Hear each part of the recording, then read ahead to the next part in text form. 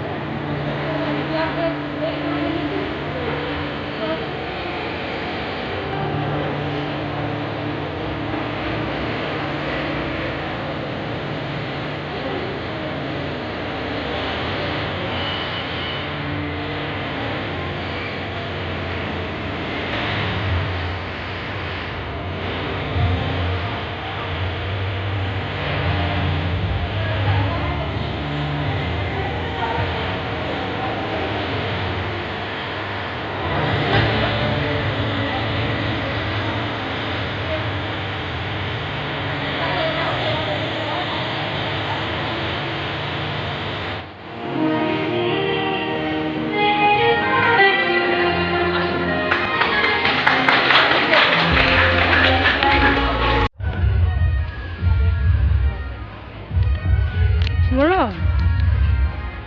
हम लोग अग्नातस डे में हम लोग खाना खा रहे हैं सब लोग। नीलिमा बहुत अच्छा लग रहा है, खाना टेस्टी है।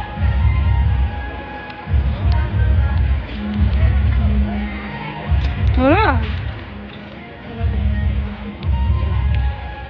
सॉरी पहनी है दोनों अच्छे से, देखो पूरा अच्छी लग रही है दोनों हीरोइन जैसे। और पूरा हम लोग एंजॉय किए और उसके बाद पेशेंट लोग को सेवा करेंगे। ये मंडी कुत्तू को बेसे मजा क्या क्या मिला था बोलो? चिरा चिकन